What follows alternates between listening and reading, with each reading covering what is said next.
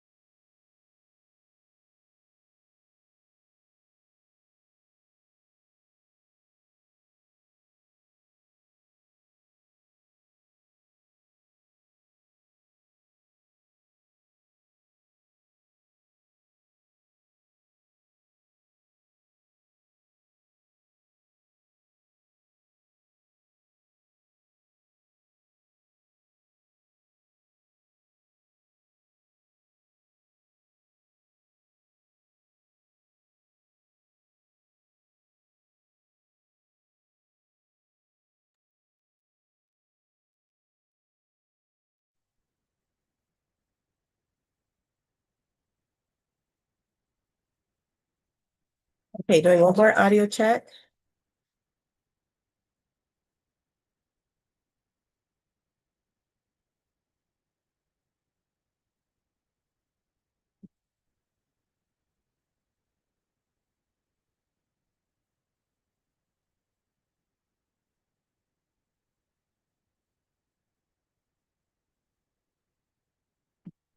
Okay, one more audio check.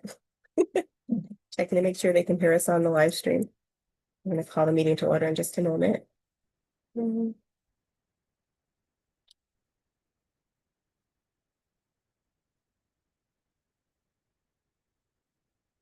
Okay, very good.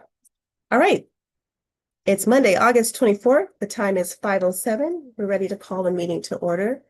So if we can verify quorum. That's what it is. Just do the roll call. Yeah. Oh, okay. Mrs. Jones? Yes, here. Mrs. Rodriguez, there. Mrs. Chu, here. That's what you're doing. And we have a couple guests. We have Ms. Rie Nakamura. Here. And we have Dr. Miss Teresa Tony. Joining us today. And in a moment, I'm going to ask her to come over here. Let's get her started. Okay, so we're called to order here at 5:07. And the first item on the agenda is a discussion and a vote to approve previous minutes from July 13th. Does everybody have a copy of the previous minutes?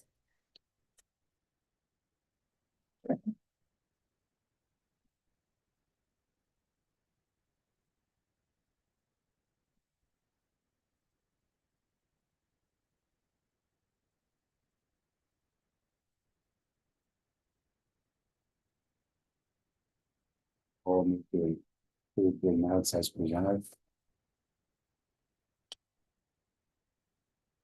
I'll second that. Okay, and this one we can do a voice vote to approve the Okay. minutes. All in favor, say aye. Aye. Say any opposed? Any opposed? Okay.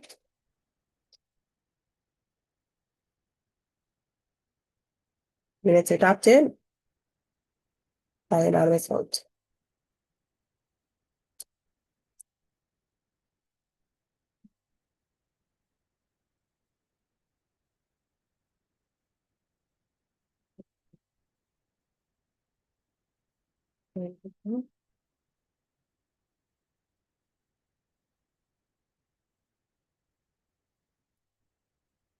All right, so just in time, the next item on our agenda is the presentation of our financial review and our current budget. And we have Mr. Joel Bryce joining us. Joel, I'm gonna do a sound check and see if you can hear us and if we can hear you. I can hear you. Can you hear me? Hello, hello. Can you hear me? Joel, I'm gonna do a sound check and see. Yeah, I can hear you. You can't hear me, it sounds like. We're No? getting some feedback, so I'm trying to figure out. Yeah, we can hear you now, but I've got feedback. Let me see if I can get rid of the feedback. Maybe if I close this.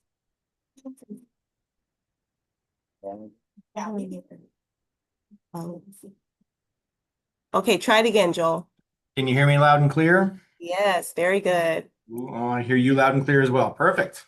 Okay. So am I up, Victoria? Yes, it's you, Mr. Bryce. Do it. All right. So I'm going to provide a recap of last fiscal year. We don't really have anything meaningful to share for the current fiscal year as of yet. It's 1 month of operation is not really significant enough to talk about. There are some positives I'll provide as an update at the very end related to this fiscal year. So last fiscal year, we will take it away. Not our best financial year, but in the end, it worked out as best as it possibly could under the circumstances. So we produced a debt service coverage of 0.7 times our actual, so deficient in what would have been default coverage under our old bond loan agreement and indenture of trust. But because we refinanced at the very end, 26 becomes a non-tested year for the new 2026 bonds. So it's really not a concern as it relates to bond performance. As far as your authorizer is concerned, we will have some answering to do to them in the near term. It's very straightforward and just administrative. But there may be a financial intervention model in place with your authorizer that we go through until the next audited financials show that we've produced, back to normal scenario coverage for Paideia. But we finished the year with 171.86 days cash on hand, so very highly liquid still, and unusually low for Paideia just because we had done some capital improvement and other things at that moment in time that had depleted our cash on a temporary basis. But we're in very good shape financially. Your balance sheet is strong, high liquidity, and no cause for concern, especially given the strong enrollment performance already for 27. So with that, I'll point out the budget is based on 858 students for fiscal year 2027. We're currently reporting a little over 870 students. So in other words, the budget basis is lower than your actuals, meaning there is contingent revenue in there that we're not presenting or counting on for budget purposes, and we're in great shape nonetheless. So a recap of last fiscal year. We finished with $4.8 million on the balance sheet in all cash, of which about $1 million was restricted in various bond funds. The year before, $5.27 million, so a decrease of $470,000 in total cash. Not at all a surprise given the performance for the year and some of the capital investment, which we get to next. You can see on the net, $371,000 in growth in construction in progress related to open projects. That's part of the cash play there. Not all those bills were paid, but those were things that were affecting our cash position.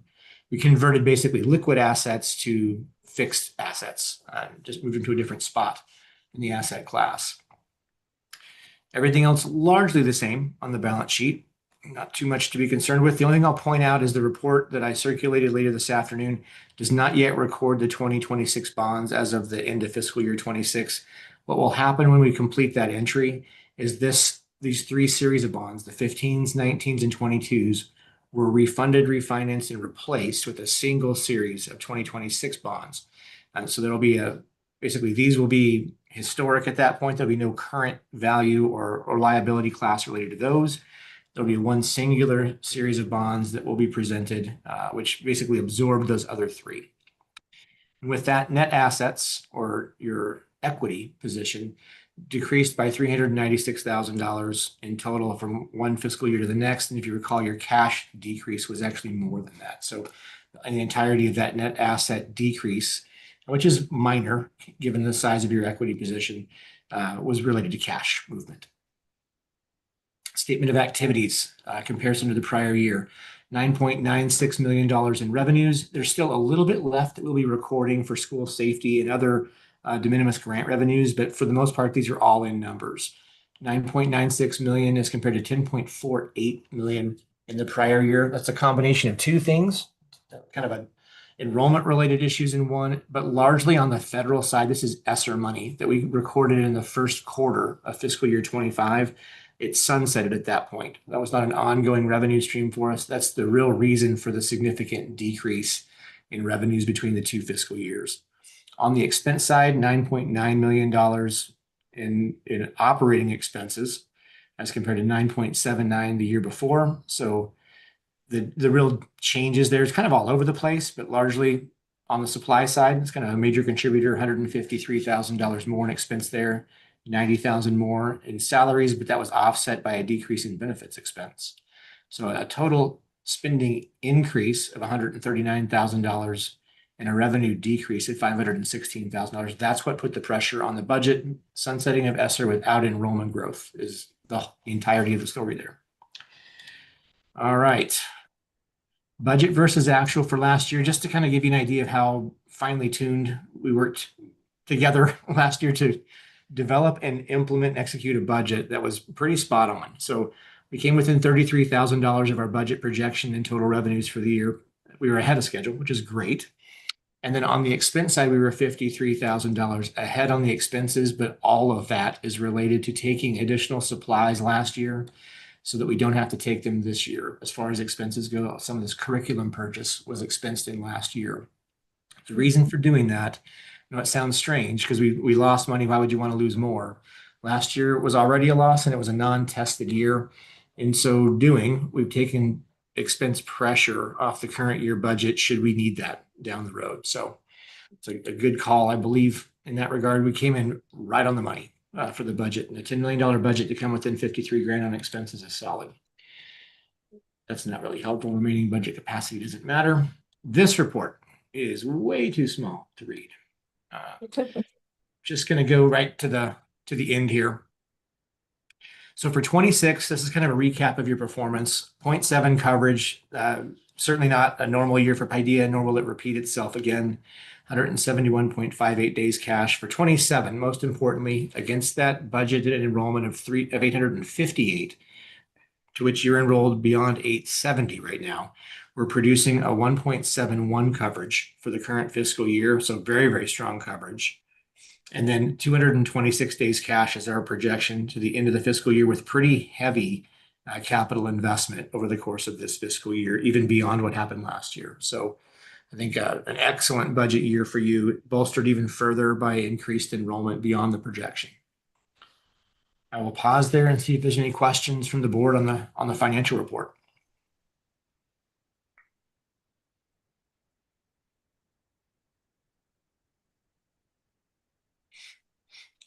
Anything you want to point out in more detail, Victoria?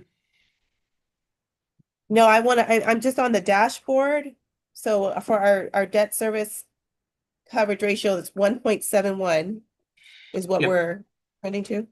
Yeah, there's two sets of numbers there. This is more for analytical purposes. I will trim this up so it's not so complicated for the board. The two sets of numbers are with respect to your actual debt service in 27. That's that 1.71 number. The MADS number, that stands for maximum annual debt service. We put this financing package together with basically levered debt service. We're spending less on debt service in the first 2 years of the project, and it ramps up. And that was to lengthen our runway and buy us time if needed. So the MADS number is your normalized debt service from fiscal year 29 forward. It's within a few $1,000s a year. This year, you produce 1.46 coverage against your fully loaded debt service. So still a very healthy place to be.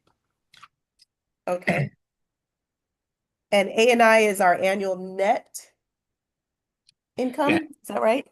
Yeah, it's, where are you looking at there? Let me tell you what that Oh, I've means. just got my dash, I've just got my, the numbers that we like to. A&I is Yeah. adjusted net income. So that's basically this Adjusted number right here. That's before depreciation and amortization.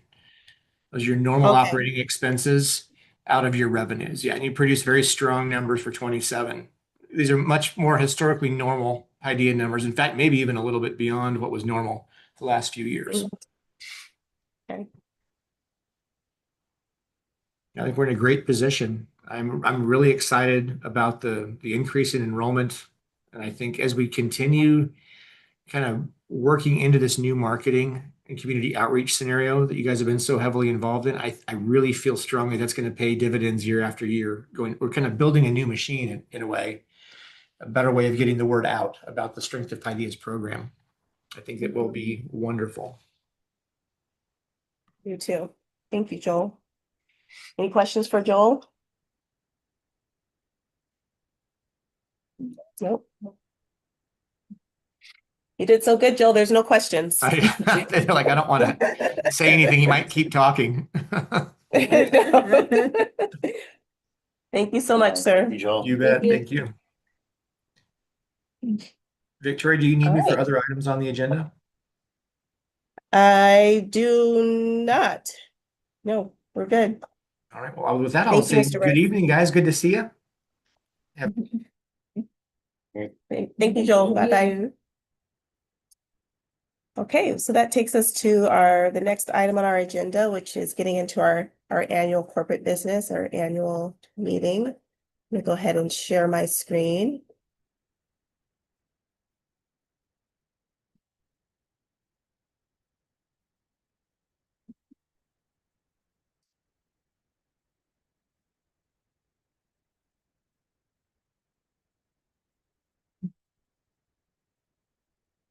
Mm.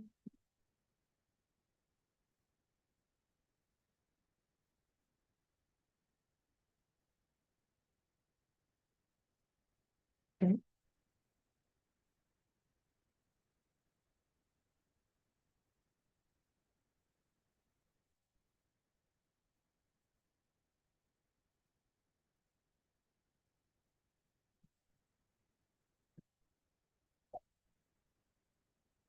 Right. So our annual corporate business for 2026-27 school year. We're gonna do the board nominations, our election of our corporate board officers, the conflict of interest policy and disclosure forums, do our corporate board training, go through the corporate board stewardship toolkit, and then I'll present the continuous improvement plan for this school year. And I'll ask Nissan probably to chime in on that a little bit, and she can. So we'll begin with a board nomination. So I'm going to ask Miss Teresa Tony to come on over and come to the table. Welcome over. Come on down.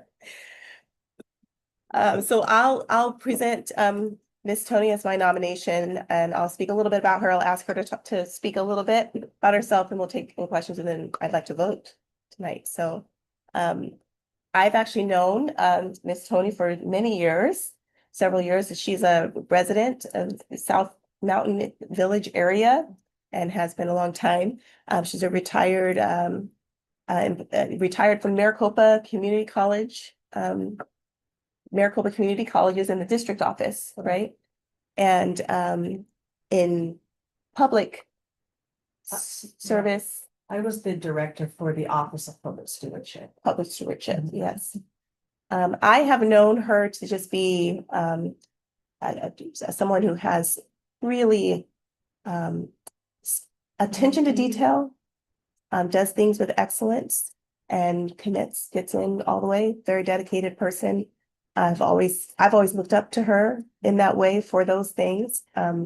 I think that everything that she does with excellence. Those are the kind of people I think we want around us and that could benefit our community and benefit Paideia. So that's why thought of her as a community member and a person who could have much to bring to the table, especially with her background. So do you want to speak just a little bit about your background? First of all, thank you for the opportunity. As Mrs. Jones mentioned, I retired from the Maricopa Community College after 32 years.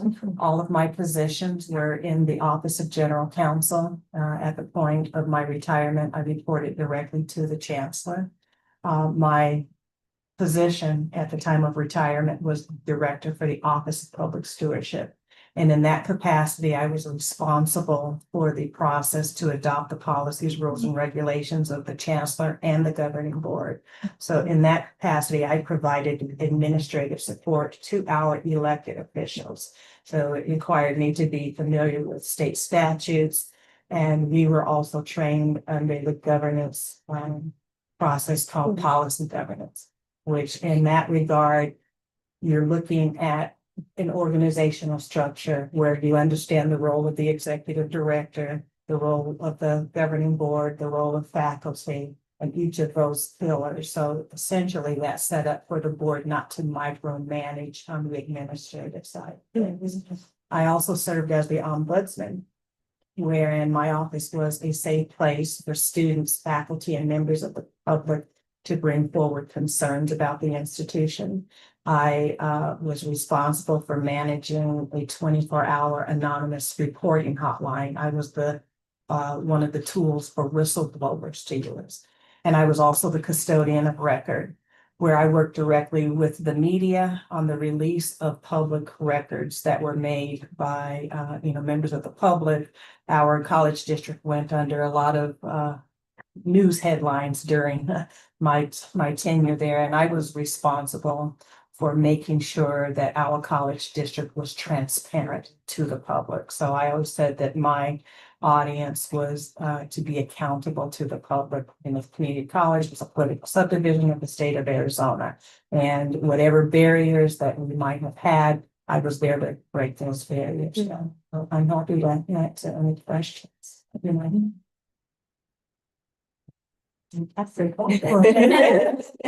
Well, now my life after Maricopa, I'm heavily involved in the nonprofit arena.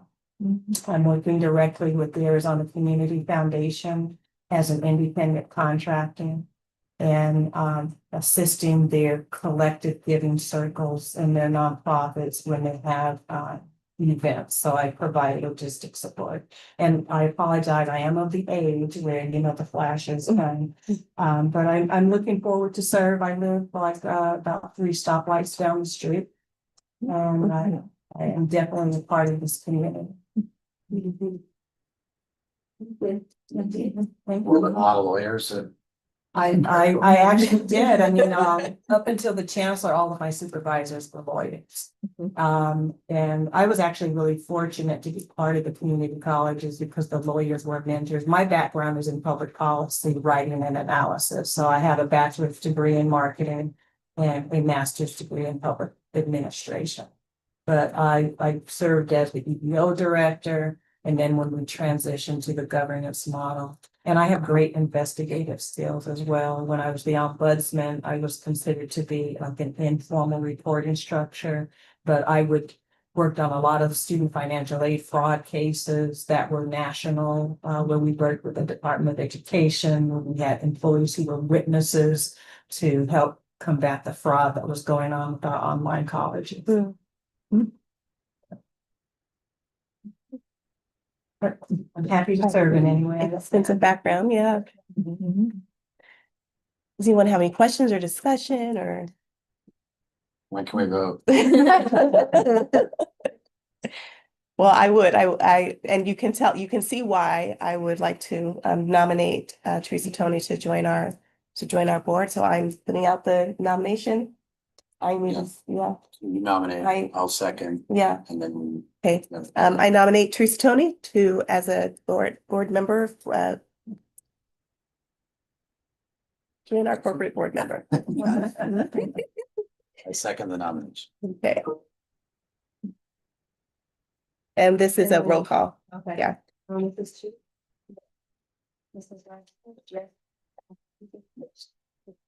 Yes. Welcome to the board. Welcome to the board. Yay. All right, well, that moves us into the election of our board officers for this year. We need to elect a chairperson, a treasurer, a secretary, and if there are any additional offices that that we need, that someone would like to put forth, then this is the time to do that as well. So we'll take any nominations or people self-nominate or Wallen nominate others. If the bylaws allow it, I would move to table elections until Okay. the next meeting so that you Okay. can bring Ms. Tony on board, Okay, so she's eligible to vote and to potentially hold an office.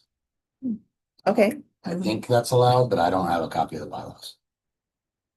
Well, I do, but I think we will have as well.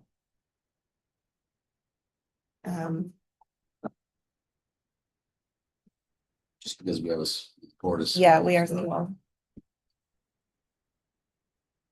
I know that we've done that sort of thing before. So, yeah, it's Article 4 officers. No, it's not Article 4. Oh, this is not just a topic of interest policy.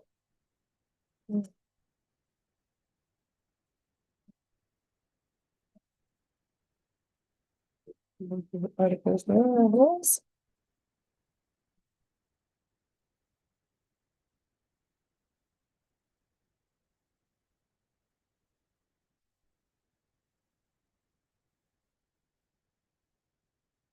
What is this time? Is everyone, guessing? So we have 3 named officer roles, chairperson, treasurer, and secretary. And I don't think they're all current because Dr. Windsor and Ms. LeBeige Yeah, resigned, so we have and- vacancies. Yeah. Um, Yeah, and actually it does say it needs to consist of at least 5, so we might need to wait anyway. oh, yeah, So that that, gives us. yeah. Yeah. That gives us a. reason to table. Yeah, to table it, yeah. So I'll move the table, election of officers until the next meeting.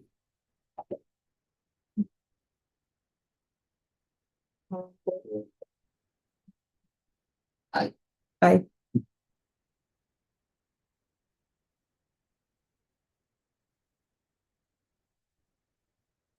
Okay. And so with that, we'll table this to our next meeting. And we'll move on to our conflict of interest policy, and this is our annual duty to fill out the conflict of interest policy. So, and we receive this at our annual meeting. So I'm going to give one to everybody to go ahead and wait, is that?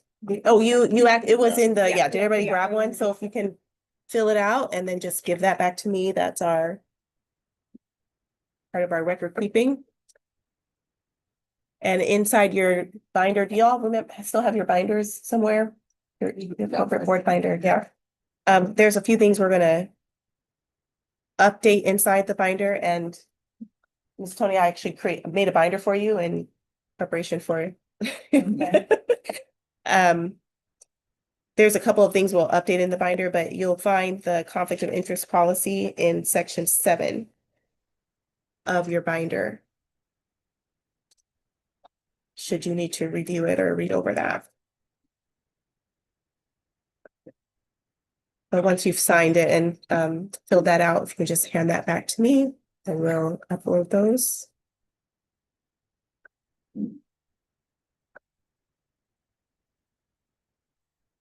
Thank you.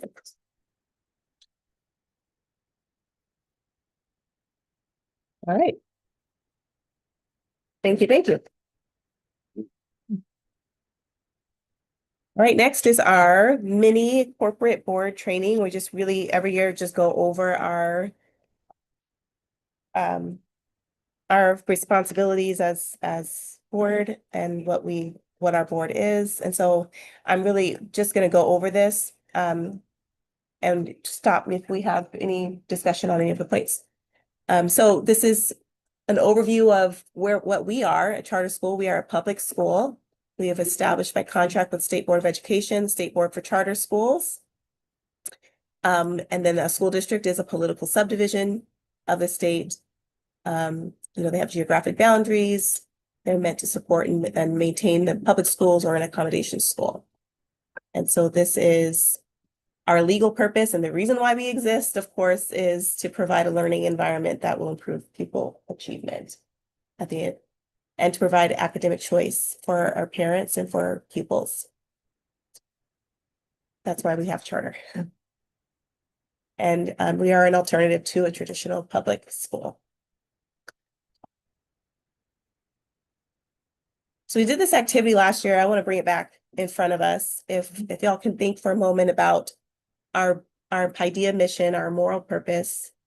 If you want to take a few moments to jot down what is the Paideia mission statement and what do you believe is the moral purpose of Paideia?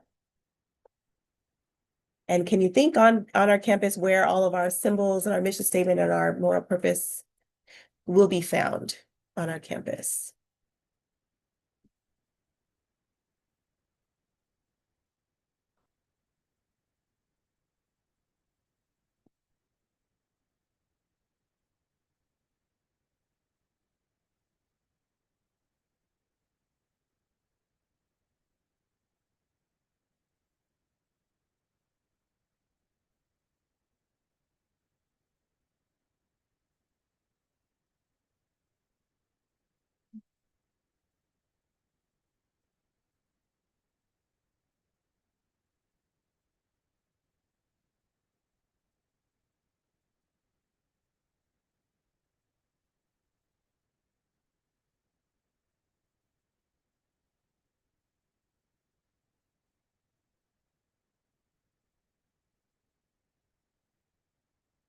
So when we first opened, and I know Dr. Tejan will probably remember this, we developed a mission statement.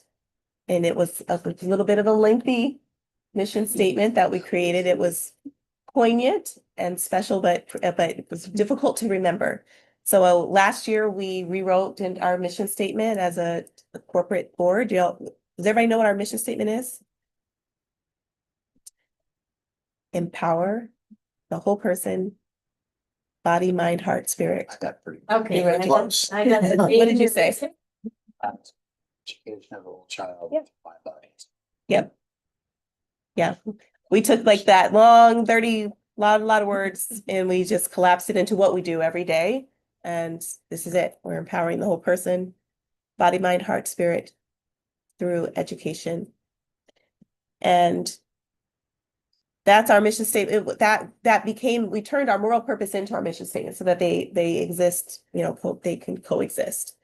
So our symbols and our mission statement and moral purpose. Do you know where our symbols are found all around our campus? Everybody know? The symbols of that mission statement? There's definitely, yes, in the logo. Yes. There's symbolism in the logo for sure. Body, mind, heart, spirit. The pillars. Each pillar represents a piece of the mission statement. So empower, body, mind, heart, spirit through education. Nugget for you. And then of course, inside our campus are where the mission lives through the 7 habits and through the 7 habits tree and all of the different symbols all throughout the campus of whole person education and whole person leadership. Yeah. I want everybody to know even though we have gone through we've gone through changes certainly over the last year, but this is still most definitely our mission. It is something we are actively working towards every day, that we empower. And we changed our language from just saying empowering students and being a whole child to being a whole person, because it's about everybody who comes into our campus, our community, and our scholars, our parents, our teachers, our staff. The idea that we are meant to empower everyone who comes to be a part of of Paideia. So that's our mission statement. That's it. All right, so a little bit about our structure. Whoops. There's something that's old in there. I'm gonna have to update that. So our charter sponsor is the Arizona State Board for Charter Schools, ASBCS. We do have our charter contract. We were able to get the 20-year renewal, the 20-year contract. We will apply again in 2047. We'll apply for another 20-year contract. Misan will be the one Yeah. leading the way then. We are a nonprofit corporation, and this is where I need to make the update. The charter representative is officially me. I'm the charter representative. So idea.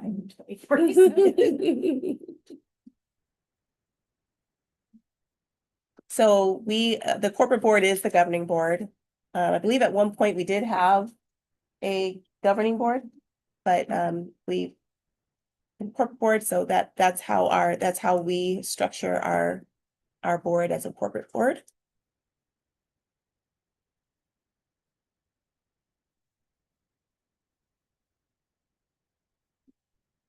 Our corporate board members, that's us. And we're gonna, I'd love to take the time to bring Ms. Tony on, and then we'll be able to do our elections, and we'll have this slide updated with our roles.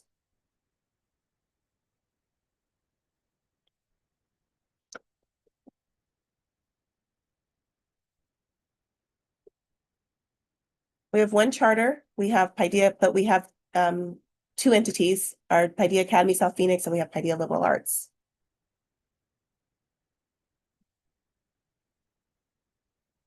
So in your binder, in your governance documents, you should have within your binder, your articles of incorporation. Actually, this is all in section 7, the articles of incorporation, our bylaws, the conflict of interest policy, the delegation of authority, and our org chart that we passed in April 2025. If when you look in your binder, if anything needs to be, if you need anything updated in any of your sections, just let me know, we can update it, but that's what should be in section 7 of all of our binders. Our org chart has not changed since, of course, since the last time that we looked at this. It probably needs to be something that needs to come up again, since a couple things we might need to arrange a couple of other things. So I don't know if it's something that we need to bring to the board later. But we have an executive director. That's me, I'm the executive director. We have a senior advisor, that's Windsor. And then we have on our academic side, we have our director of curriculum, our director of student services, our corporate operations manager, campus principals, instructional coaches, our coordinator for assessment and intervention, and our front office operations. And then we have on our business side, we have our business office manager. But we've discussed By yourself. certainly not by herself, because we do so much collaboration and synergy. And this is where, again, I don't want to discuss things that aren't on the agenda at this moment, but we'll come back to this probably at some point. So there's the rest of how that looks on our org chart. So the site principals, there are 2, right? There is one site principal now. Okay. We have one site principal and one assistant principal. Okay. Mhm. And do they split the campuses then? They do, but they also work in collaboration with each other on both campuses. Yeah. And then are there deans of students? We have one dean of students. And we have our one social worker. And we will be bringing on our school counselor. Yeah, So how many staff in total? we are close to 100 total. Yeah. Right. Yeah, 99, 95. yeah, we add it, so yeah, Yeah. close to 100. And then we have our Family Lighthouse Committee, which is a part of our org chart, because they represent our our parents and our community voice. Huge part of what we do.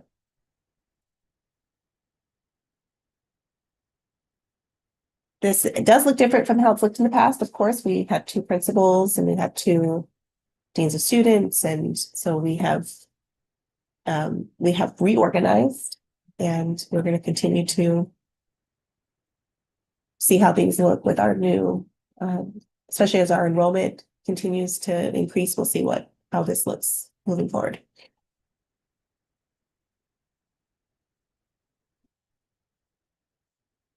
In a nutshell here, because it's all in your binder to review. But as far as our legal and fiduciary duties as a board, it's the duty of good faith stands for the principle that directors and officers of a corporation, in making all decisions in their capacities as corporate fiduciaries, must act with a conscious regard for their responsibilities as fiduciaries. So any kind of intentional decision or intentional derelict in the usual duties of a director or an officer, intentionally acting for a purpose other than the benefit of the corporation, or intentionally violating the law, of course, would be a violation of the duty of good faith. So though there is no private shareholder right of action for a violation of the duty of good faith, its violation may also raise a claim under the duty of loyalty. So this is sort of that comes directly from the fiduciary duties and under a board. So we are board members of a nonprofit. We are in a highly regulated industry, and so we take it very seriously, of course. We operate under 3 key performance dashboards with Arizona State Board for Charter Schools. We have a financial dashboard, an operational dashboard, and an academic dashboard. And we are measured against all 3 of those performance indicators each year.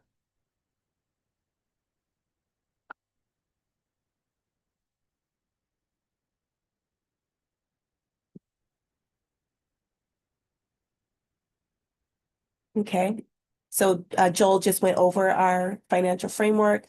We and in all of our meetings, we always try to review where we are with our days cash on hand and our annual net income, so that we can see if we're tracking correctly our debt to income ratio, the DSR, and our average daily membership.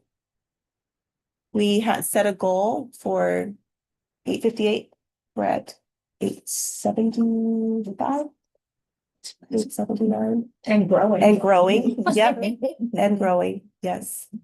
So that was fun throughout the summer to track our goals. We need to have a big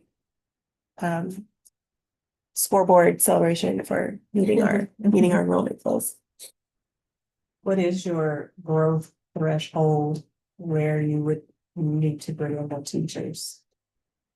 Yes, that's a good question. We enroll to 28. And so once we hit where we're going above 28 in a class, in several classrooms, we start looking for a new teacher. And we actually had that happen in one of our grade levels. We were we were well above. I think we were enrolled over 22 over in that grade. Yeah. And so we needed to add a teacher, because the philosophy of our program, we do not overcrowd our classrooms. Yeah. Are they? Oh. We've met the need. Yeah. Where we needed it. Yeah, we have. So on our dashboard, speaking of our dashboard, this is on ACE and SBCS, this is where our dashboard stands as of now. We have maintained a green on our dashboard, which is great. We want to see green. Currently, we're sitting at a B, which is considered above standard. At PLA, you can see the trajectory from 2023, 24, 25. We are awaiting we don't have a letter grade yet for 2026. We will hopefully get that by October, usually is when that comes out. But I'll show you some data here in a moment that will give us an indication. For PEA, We're green as well on the dashboard. Also sitting at a solid B for our K-6 program. I don't know where that 2022 or what happened there. So when our data comes out, or when they're this is how we are, this is how our performance is dictated on the dashboard with ASBCS. So we look at proficiency, they look at the growth of our English learners, they look at acceleration and readiness, and they look at growth. Growth counts for 50% of our score. So it's a huge deal. We do make a big deal out of growth. Proficiency is 30% of our goal. English learners is 10, and acceleration and readiness is 10. And that's what makes up our final academic performance. In terms of growth, there's most of the enrollment based upon the surrounding area, or is it open enrollment where they can come in from anywhere? Yeah, it's open enrollment. Yeah. Although most of our families are from within our community. So our academic performance, we do have a, let's see. South Phoenix. Okay, let me go to this one.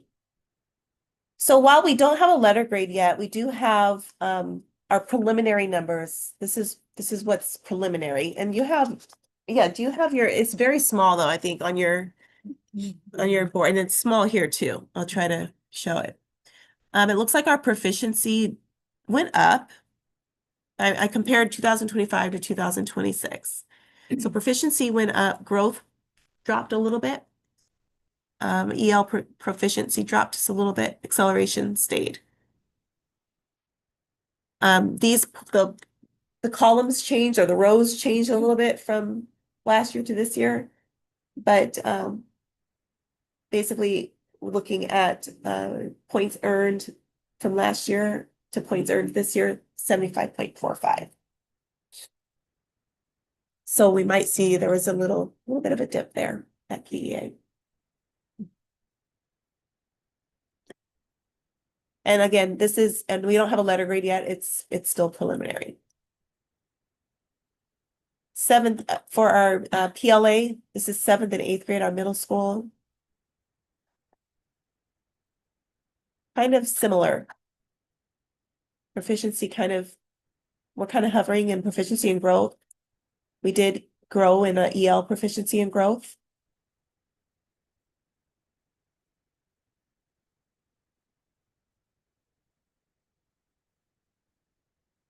But we'll be able to see what our letter grade is when it comes out. And then our 9th through 12th grade. I had to double check this because it looked like we went from our proficiency grew a lot in the 9th through 12th grades. Growth as well, quite a bit. And our total points it's doubled. Yeah. This will be the first year for seniors graduating? Or No, this is actually our third Third year. graduating for. Okay. Yeah. Yeah, I know. Yep.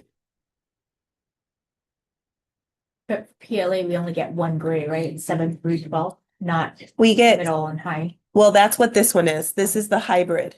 So we have the 9th through 12th, and then we have the hybrid one.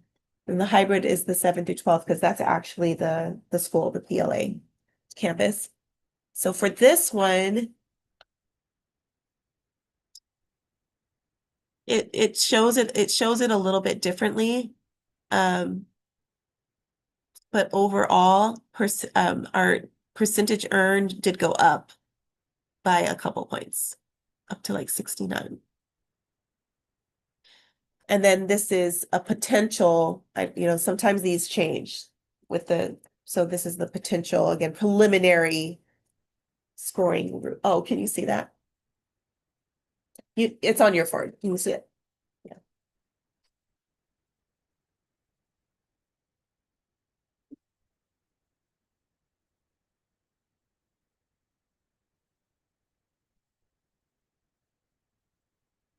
So we review this frequently, and of course, we review our state data and we'll review it when it comes out officially. Once we get an official report, it will come back to our team. Of course, we will review it.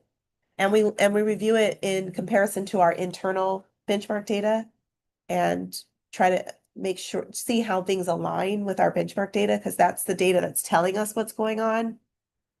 And that's the data that we present to the board, is our internal benchmark data.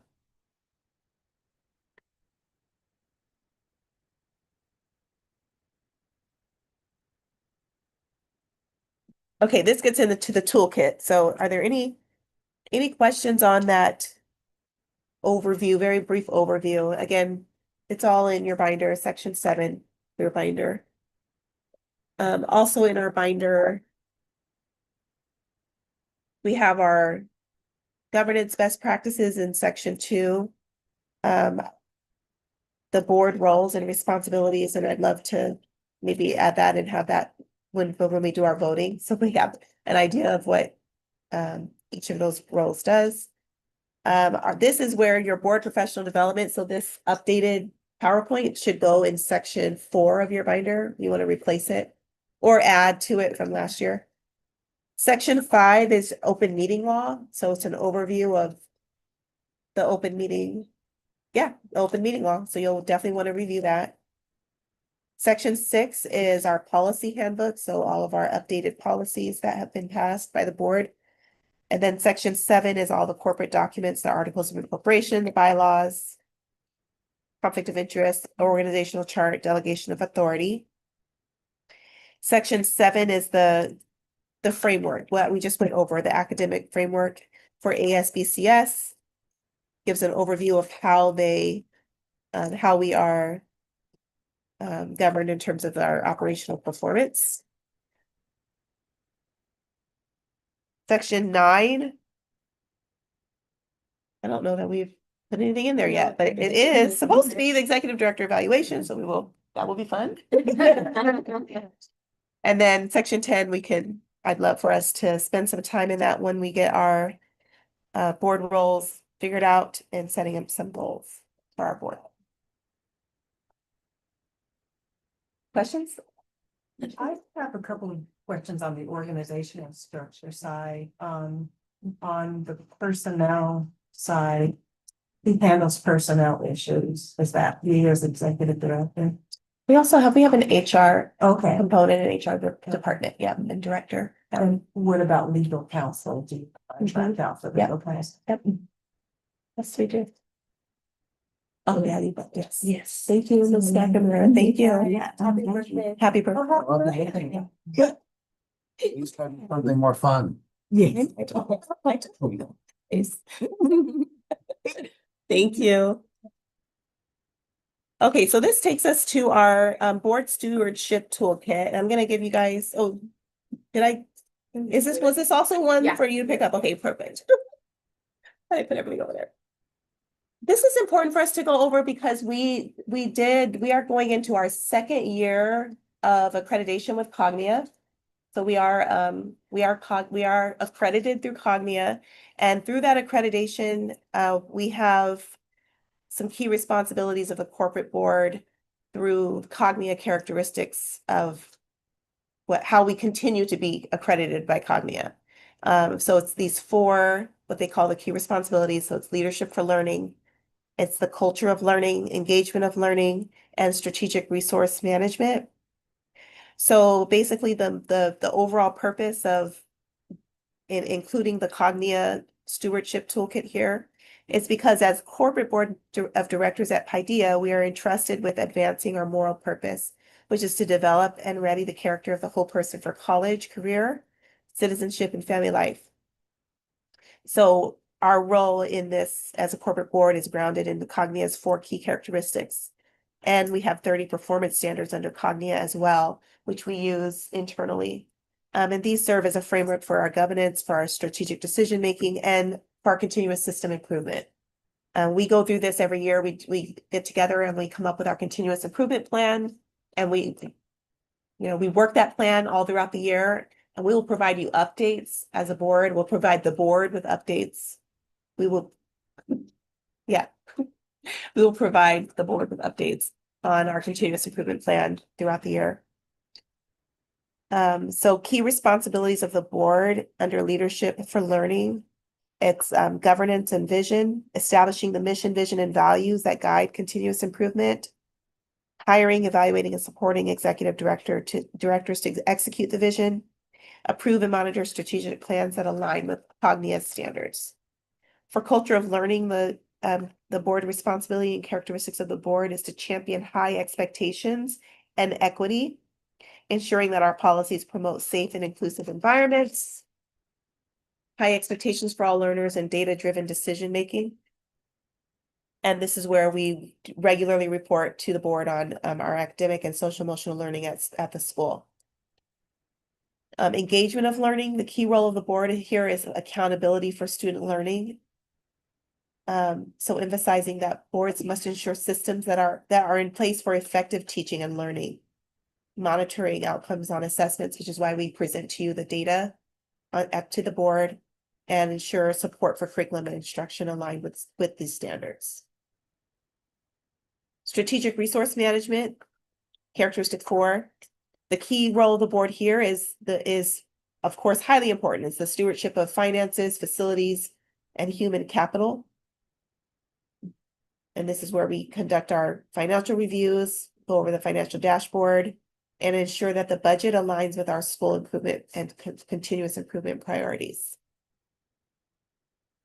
So board member commitment and expectations, attend scheduled board meetings and strategic sessions.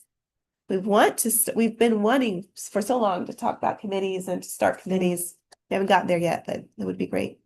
Review materials and participate in data-informed decision-making, maintain confidentiality and mission-aligned conduct, engage in ongoing governance and education training. This last section is something that we'll complete.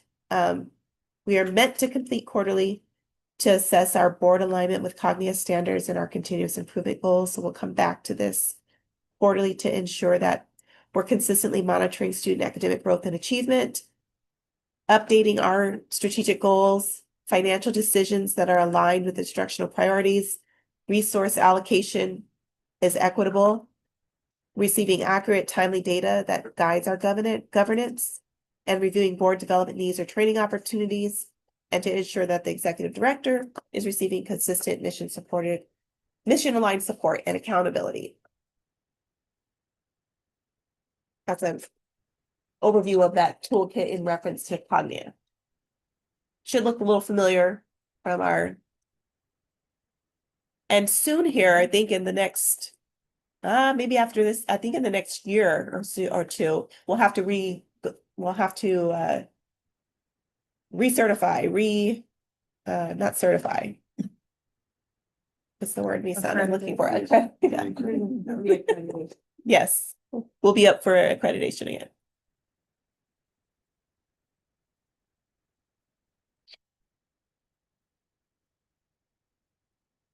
Okay, and then this is our quarterly annual governance calendar overview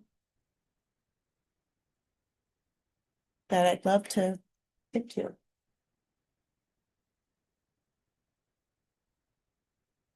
Okay, any questions on that before we get into the continuous improvement plan? Are the Cognia standards in the binder? They are not, and I can provide those. Yes, I can provide those.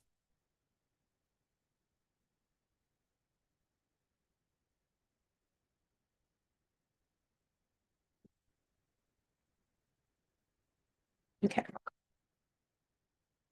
Okay, so I'll jump into our continuous improvement plan, and Lisan, I'll ask you, Mrs. Chu, to jump in where you see fit, please, and make sure I'm on the right track here. So we met as an executive leadership team over the summer. We reviewed our data. We reviewed our behavior data, our academic data, we review our surveys, our survey data that we collect within our community, and we put together our continuous improvement plan with our stakeholders. We include teachers, we include parents, So strategic theme and statement our strategic theme and statement that came out of our continuous improvement plan process was this. We're going to enhance authentic relationships to build rigor with support for all. And you'll notice that the authentic relationships theme is continuing from last year. We added the word enhance because we started this process last year, this focus on authentic relationships. We made headway for sure. We definitely made growth, and we felt like we have more growth to do in this area, and we're not ready to drop that goal. So we want to enhance our authentic relationships within our campus community and within our greater community to build rigor with support for all on our campus. 3 objectives. Objective 1 is to continue to implement our MTSS model, our multi-tiered systems of support with fidelity. And I'll get into that a little bit more. That's probably where I'll ask you to chime in. In objective 2, we're committed to enhancing authentic relationships across campus and our school community. And then objective 3 is an academic objective in building rigor with support for all of our scholars. So the multi-tiered systems of support, you want to talk about that one, Misan? Yeah, so we have implemented it and we're going to continue it, and that's where we look at data. We use the map data, we look at the 45-day screeners, we get teacher input, and we kind of work with them to figure out groups. So at least the intervention part. So we're testing right now. As soon as testing's over, we're going to review the data with our director of curriculum.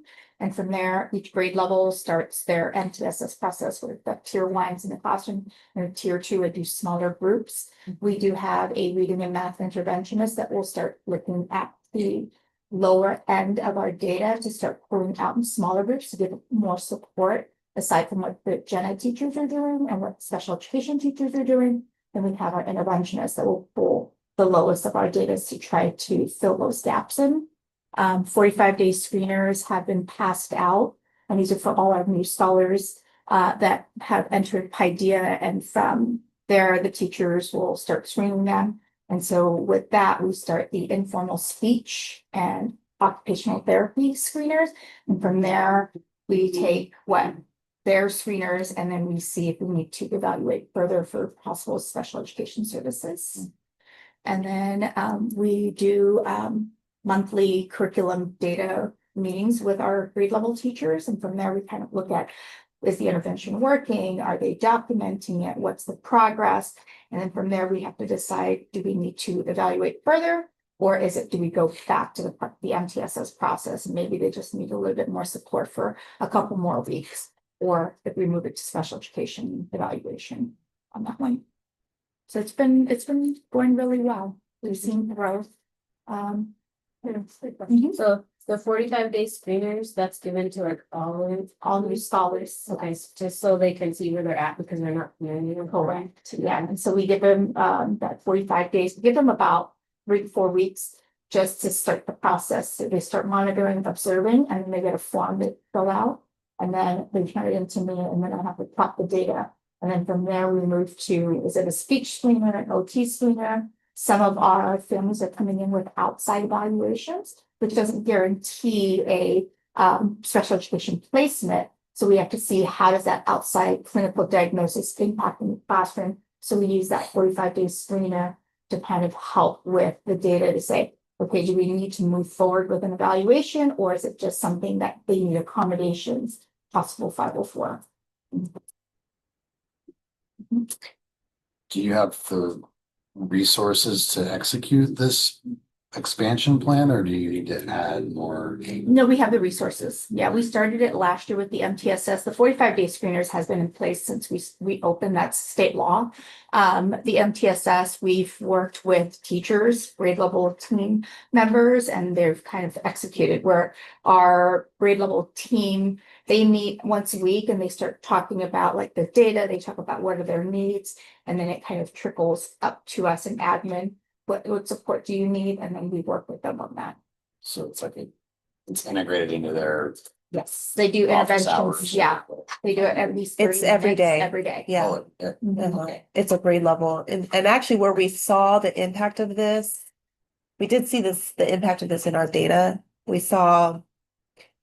It's interesting because when you look at the subgroups inside the data, you can see. We saw kids moving from the red, which means like really intense, maybe below the 20th percentile, moving from that cluster into more of that mid cluster. So we saw movement like this way almost. It showed us that we are working with those kids who are in that bottom quartile who need to grow. They're definitely growing. It also showed us that some of our kids who are in the very highest quartile, some of them didn't grow as much as and they still have the capacity to grow. So it kind of helps us when we look at data that way, it helps us to determine what to do next. So you need more interventional support for the lower forming scholars, but then different. Different type of Interventions. interventions, because then when we have what we call our bubble kids that are like in the middle to the high, we don't want to just throw worksheets at them. We Yeah. want to do a little bit more enrichment, Mhm. and that's more projects or more research based for them, instead of just saying, okay, well, we know that you're a grade level and you really don't need the help, we're just going to leave you alone. So what our teachers have been doing is enhancing that with more projects that they've been doing. They've been doing more of that daily 5 where it gives them the choice on that as well. So we're kind of covering all the bases. So there are low, medium, and high. I think we try to target a lot of our bubble kids where we just need to move them just a little bit. And that intervention piece that we have built into the classroom teacher schedule has been really helpful. Like even the kids look forward to it because it doesn't stay the same every couple of weeks. What they do is they monitor the data, and you could have one of your lower students where maybe a skill that they're deficit in. The next time they get that intervention, they get those reviews. The next time they take another assessment, they may move up and they're not with that same teacher again. So there's a lot of movement within that intervention piece that we've been working on. It's very not static. No. Yeah. Very I think fluid. that's good. Like as a parent, I think it's good because it breaks them up instead of just being in their class all day long, because they split it up between the teachers. So like my son might be in another teacher's class, based on the level or whatever. And so I think it's good for them to be able to meet like the Yeah. other teachers and the other students, and then just like the stagnancy of like being in a classroom. It's just good to break it up and have them be dispersed. and stuff. Well, and the message is these are all our students. It's not like my class, my students, they're all our students. Yeah. And we started in kindergarten, so it's nice to see that even the kinders move from one teacher to another. And And they know the teacher by the end of the right, year. and you may be in the lower group at one point, and we never call it out. They kind of figure it out, but then after a while, when you're doing more of the assessments, they're like, oh, you're no longer with this teacher anymore. You've moved up, and so they celebrate those wins as well. Because it's a skill, sometimes they just need a little bit of enrichment, and then all of a sudden, I understand this, I got the remedial portion of it, I got the extra help, and then I move up the next time we assess. So our evidence of this is really through how we're tracking both academic and behavior data, because MTSS includes that behavior interventions as well as academic interventions. And we've been trying to get we're trying to be a lot more proactive than reactive. So as soon as some of the teachers start seeing patterns, then they will call us and we'll have a meeting and we'll talk about it. First thing we do is we ask them to speak to the parents, see what's going on at home, because there's always a reason. That behavior is a form of communication, but we also document it to see if there's something going on. We call home, and then teachers will get together too and say, what works in your class may not work in my class. So then we all collaborate together. And then we've done success guides, and that has helped too because it does a lot of check-ins. Our SPED department does a lot of check-ins with some of our students that need a little bit of support. What are we working towards? What are we trying to do today? What are we trying not to do today? And so that has helped with that MTSS process with the behaviors as well too. Thank you so much, Mrs. Chu. So our second objective in our continuous improvement system is to enhance authentic relationships across campus and school community. We came to this word, authentic relationships, last year. last summer, and it's just been a buzzword, but it's more than a buzzword. It's really something we're doing and actively trying to do, is to build authentic relationships across our campus and school community. We believe, especially through our survey data, belonging, that's when students feel a sense of belonging, and when the adults also feel a sense of belonging, people are learning actually improves. So that's why we believe that this focus on authentic relationships actually does lead to increased academic performance as well. And the behavior as well. too. Absolutely. Yeah. So we do this through intentional check-ins with scholars and teachers. We are very cognizant of each other's emotional bank accounts. And we log restorative conversations and make sure that we are keeping track of having restorative conversations in our community. We get feedback from our scholars, teachers, and families. In fact, we're getting ready to send out our fall. We'll be sending out our fall survey here soon to get baseline feedback. And then we emphasize teacher voice and input, as well as scholar voice and choice at school, which is definitely a 7 Habits skill as well, and very important to the health of our relationships across campus. Anything to add on that one, Mrs. Chair? No, I think it's been working out really well because we've had a lot of teachers feel that they can come and talk to us. In the past, it wasn't like that. I think we're a lot more transparent with what's going on. So teachers and staff have come in and spoken to us, and we do the joint fire. So that Yeah. really creates that authentic relationship too, because they see that we do care. And then our last objective is to build rigor with support for all. And what we have a common definition of rigor that we've adopted in terms of what we're looking for when we walk through classrooms. We're looking for students who are reading, writing, and discussing at high levels, and we believe that all kids can do that. We're monitoring evidence of rigor and support, meaning we're not just giving them hard work to do. That's not the definition of rigor. We are giving them lots to think about and complex situations to work through, and we're providing them the support to do it and to be successful in it. We also administer our common assessments, and we're committed. This is part of our commitment and part of our WIG, or part of our goal, is to administer our common assessments with fidelity and on schedule so that we can know that have an idea internally on how our scholars are doing before we get to a benchmark test, or before we get certainly to the state test. And we cross-check our observation data with achievement data on common assessments as well. And so that's our final objective on that one. And again, we'll continue to provide updates throughout the year on our continuous improvement plan, but we want to make sure the board is aware of the strategic theme, strategic statements, and the objectives for this year. Any questions? Comments?